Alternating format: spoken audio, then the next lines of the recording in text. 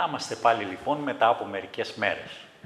Ο εκτυπωτής μας έπαιξε για λίγες μέρες, αλλά άρχισε πάλι να σταματάει, να κολλάει, γιατί δεν τραβούσε σωστά το χαρτί.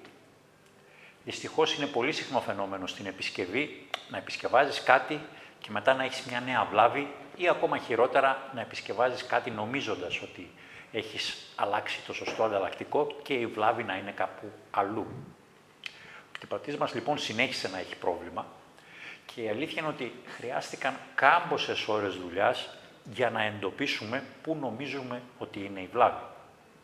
Ανοίξαμε τον εκτυπωτή από δίπλα, το μαύρο καπάκι. Εκεί που βρίσκεται ο διακόπτης on-off, ο διακόπτης on-off, είναι το κανονικά τοποθετημένος εδώ, ακριβώς δίπλα από αυτόν υπάρχει ένα ηλεκτρομηχανικό ρελέ. Δουλειά του είναι να επιτρέπει την περιστροφή αυτού του κυλίνδρου μόνο κατά μία φορά. Ενεργοποιείται ηλεκτρομαγνητικά, κλείνει και ανοίγει. Κλείνει και ανοίγει. Καθώς κλείνει, περιστρέφεται μία φορά το γρανάζι και αμέσως κλείνει για να τον μπλοκάρει στην επόμενη θέση. Η Hewlett Packard πολύ σωστά έχει επινοήσει εδώ και έχει βάλει ένα σφουγγαράκι, ώστε καθώς αυτό κλείνει, να μην ακούγεται ο ήχος του χτυπήματος μέταλλο με μέταλλο.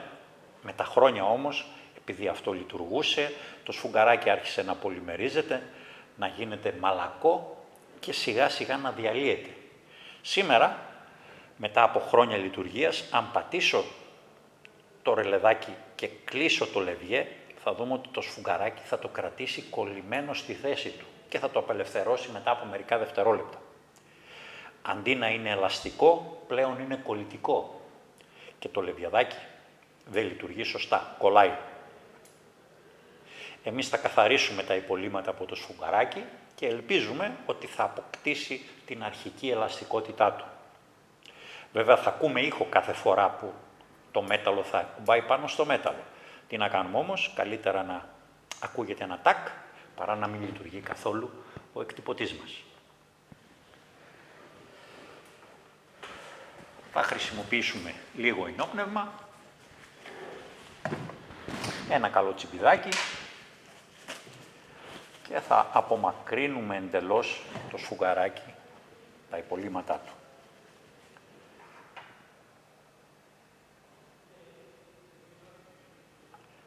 Προσέχουμε να μην χάσουμε κάτι. Πολύ προσοχή το ελαττήριο, μην το χάσουμε.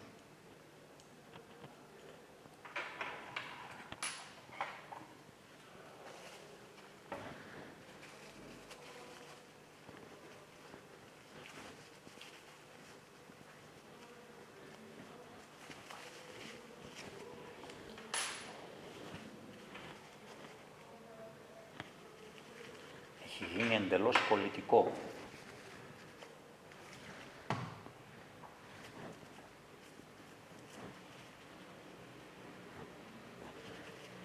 Καθαρίζουμε καλά.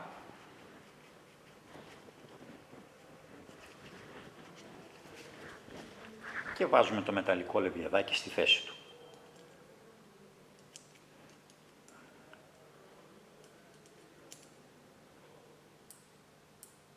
Με πολύ προσοχή θα τοποθετήσω το ελαττήριο για να μην το χάσω.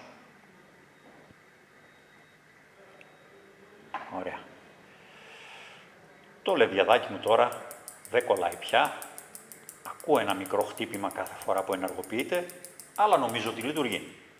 Να το τοποθετήσουμε και να ελέγξουμε τη λειτουργία του.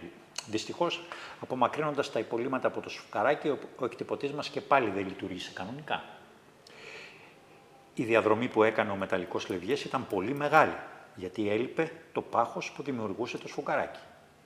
Γι' αυτό και εμείς στραβώσαμε λίγο αυτό το μεταλλικό στέλεχος προς τα πάνω, ώστε να μειώσουμε τη διαδρομή. Αυτή η λύση βέβαια δεν είναι η καλύτερη. Κανονικά, με βάση τον κωδικό, πρέπει να παραγγείλουμε το συγκεκριμένο ανταλλακτικό από τη Hewlett Packard. Είναι όμως μια λύση ανάγκης. Θα τοποθετήσουμε το ρελέ στη θέση του και θα ελέγξουμε τη λειτουργία του. Έχουμε βάλει το ρελέ στη θέση του και παρατηρούμε την κίνηση που κάνει κάθε φορά που στέλνουμε δοκιμαστική εκτύπωση. Πατώντας 3 φορές το πλήκτρο OK, στέλνουμε δοκιμαστική εκτύπωση στον εκτυπωτή. Βλέπετε ότι κάθε φορά ανοιγοκλίνει, επιτρέποντας την μοναδική περιστροφή του συγκεκριμένου γρανάζιου. Ας στείλουμε μερικές ακόμα εκτυπώσεις. Προσέξτε την κίνηση που κάθε φορά κάνει.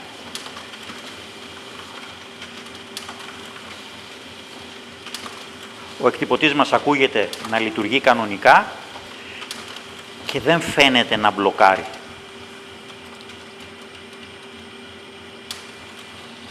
Πάμε να κλείσουμε τη συσκευή.